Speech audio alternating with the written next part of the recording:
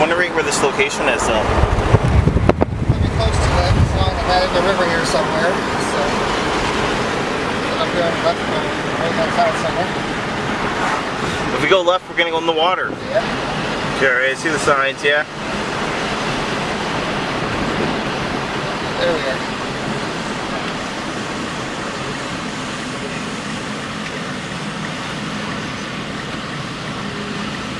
Alright, let's go see what spirits we can find in here. Looks interesting.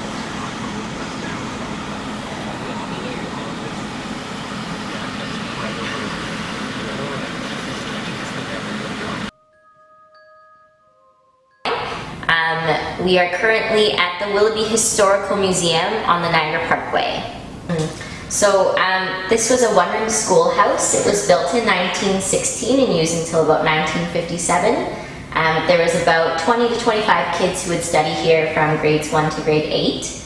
And at the museum, on the outside walls, we have more of the rural history of this area. So farming, prominent families, and in the middle we have our rotating exhibit, and this year it's about bikes. Yeah, we have a lot of cyclists mainly here, and it depends on the day. We had pretty heat wave-y summer, right? So it was really hot. So. Yes.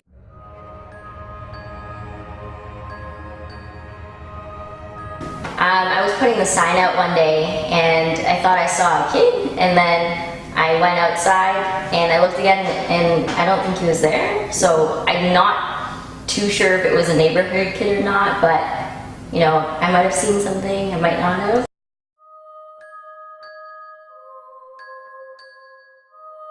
Within this location, it's more of the rural history of this area. So we had primarily German settlers that came here, and then we tell a little bit about the history of some of the founding families like the Millers and the Weavers.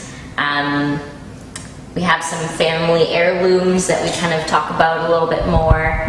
And the farming equipment is really interesting too, because you know, it was very big around this area. Tell me about that. At Usshers Creek, Captain Edgeworth Ussher lived there, and he was a loyalist, part of the Lincoln militia. And there was a man named Benjamin Lett who murdered him through the window pane of his house while he was inside. Benjamin Lett is deemed as one of the first terrorists of Canada. He blew up the first Bronx Monument and burned down a couple churches. Okay.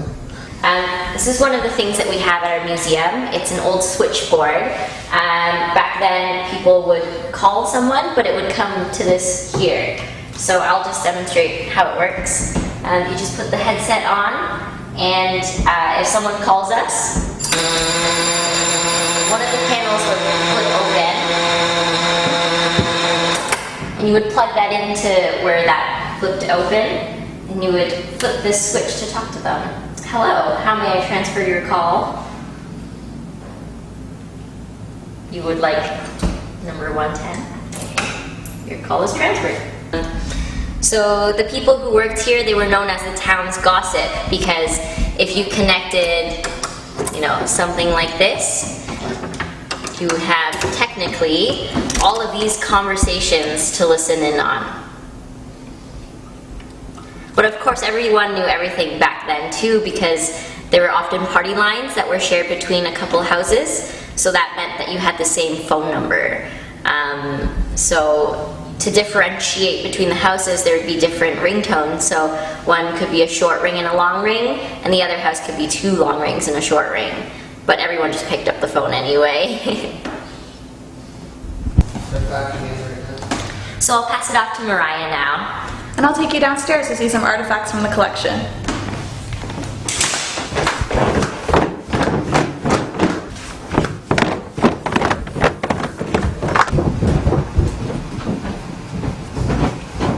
So here we have actually a family Bible, a rather thick Bible that was published in 1887. So we can take a look inside.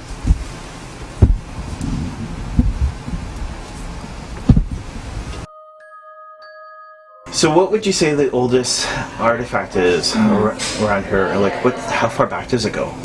Well, this museum, it's actually our 100th anniversary this year. So because the schoolhouse was built in 1916, a lot of our artifacts are a century or a little bit over a century old. I would say some of our oldest are probably 150 to 200 years old. We do have some things pertaining to the War of 1812. So those are probably some of our oldest artifacts here. Okay. Now I noticed upstairs though that you actually had the red coat Yeah. jacket. Right? Is that a reincarnation or is that actually an artifact? It is a reproduction, although it's made with the same material, same sort of dyes that you would see in the actual artifact, and we use it for educational purposes, so kids can try it on without damaging the real thing. And what about the musket that was there? Also a reproduction, again, same materials, it has about the same weight that the original would have, and the mechanisms are quite similar, so actually if you did try to use it, you wouldn't be too far off from actually being able to fire a musket, which is interesting. Okay. And I noticed though that today is the last day here. Yes. What's your usually time periods for this location? So we usually open in Victoria Day, and then we can go up to Labor Day, or like this summer, the week before Labor Day. Okay. And what's the best way for people to find you? You can probably find us by going online and looking up for the Niagara Falls Museums. The city of Niagara Falls has 3 museums, and Willoughby is one of them. Okay.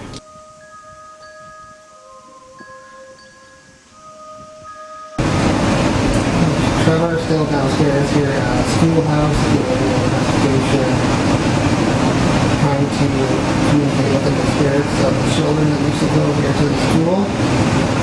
And I just want to document that the air just got quite cooler down here. I know it's a basement, but when I was down here it was different, and now the temperature has just changed. It got quite a bit colder, noticeably colder. So I'm just right now going to focus on the toy HTO, Haunted Trigger Object, with the toy car attached to it. And also we have the periscope device, which is a 360-degree temperature tool that will actually light up and change temperature over there. That's directly in front of me. But I haven't seen that move yet. Just my body right now is feeling a major change in temperature. It's got quite colder. So I'm just going to hold on here and see what happens. I was putting the sign out one day and I thought I saw a kid, and then I went outside and I looked again and I don't think he was there, so I'm not too sure if it was a neighbor.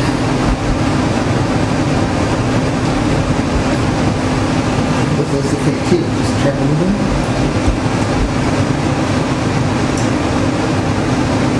This one's called K2. Cool name, isn't it? It has lights on it. If you move the lights up, you can move it by just touching it. That's all you have to do. Just come up and touch it and play with it. Or you can just walk close up to it and it'll go off. You'll see the light change.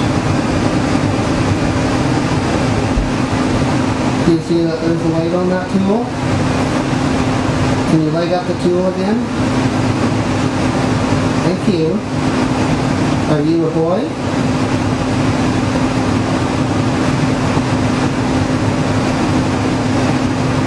Are you a little boy?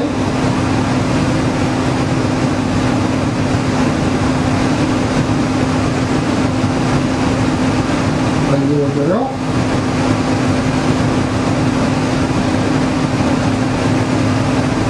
How old are you?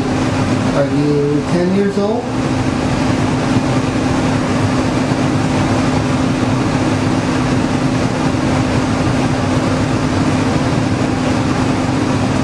Are you...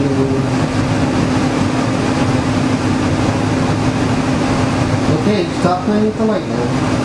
I'll ask you a question, then you can turn the light on, okay, for an answer. Are you 10 years old?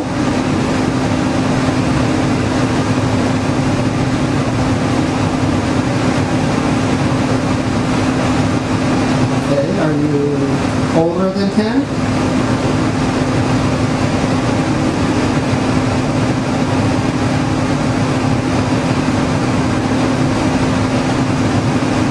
Younger than 10.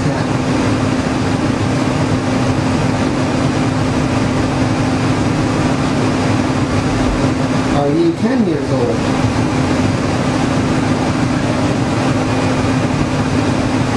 Are you 10 years old? You can line it up for an answer now. Are you 10?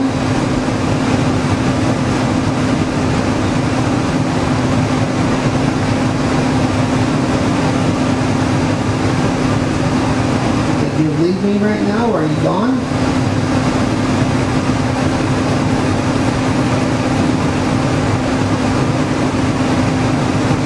Where did you go? You can come back and talk if you want. Do you want me to ask a different question?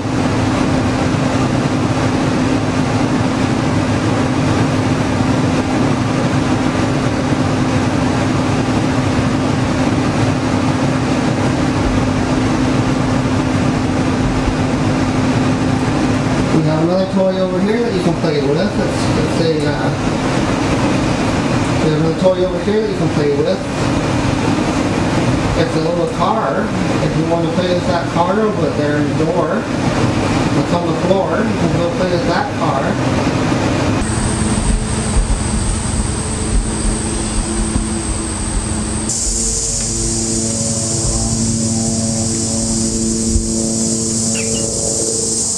We came to this location today. It's very close to the location that we're investigating at the schoolhouse. Just about a block or two down the road. We came here because of a murder, because of an assassination that took place here during the war, during 1838. Captain Ussher Edgewood was murdered and assassinated right close to here.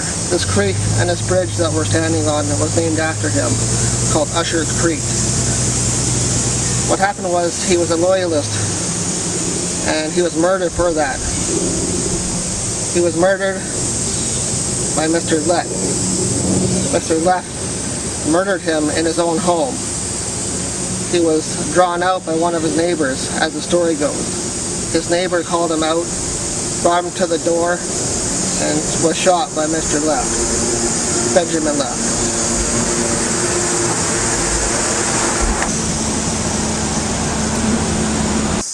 Down here at the other location that is lower from the upper bridge, you walk down across the road and came to this little island now, which is right close to the creek as well, which is right beside us here. And this location is very near to the Ussher house where he was murdered, so we wanted to come down and check this location out.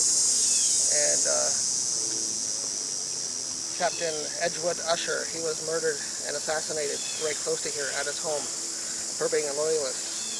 And he was shot by Benjamin Lett. And that was all happening in 1838, which is right close to where the schoolhouse is. So we wanted to come down and check this area out and just see if we can pick up any energies from that assassination and murder that took place so close to the school.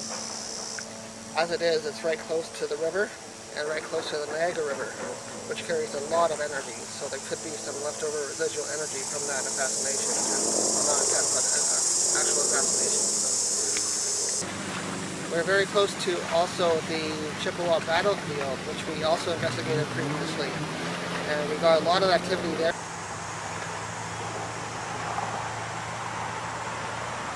We're going to try to communicate now with either Captain Edgewood or any other spirits that might be around here by using a simple tool called a pendulum. If there's a spirit here that wants to communicate, that's related to the assassination and murder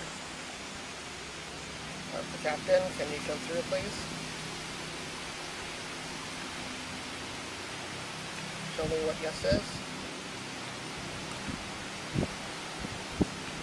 Show me what no is.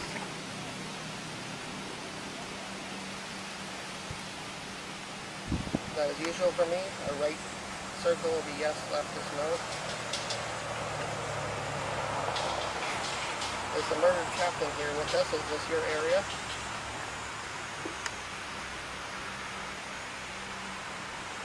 Yes. Are you expecting to be assassinated at all?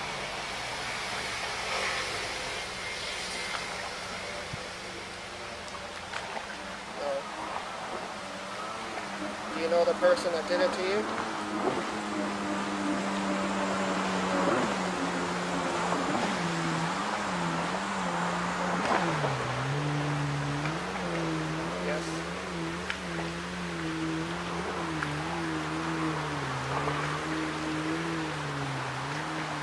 Was it because of your loyalist? Was it because of your loyalist connections?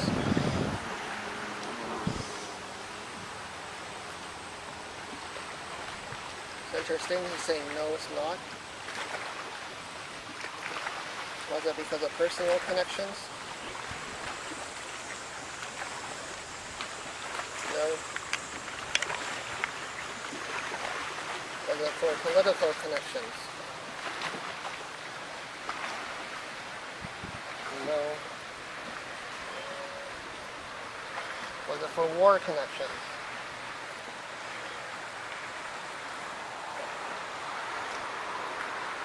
Part of the war.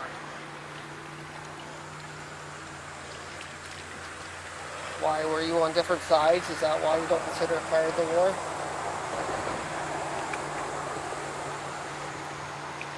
Okay. So because loyalists and the other sides were separate, they considered themselves separate from the war. Is that correct?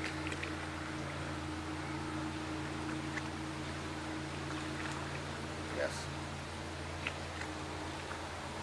Thank you very much, Captain, for your time today.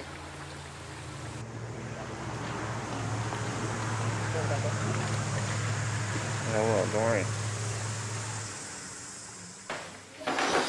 So yeah, it's been really nice. Oh, yeah, coming. That's fun. Thanks It was really nice thanks meeting for having us.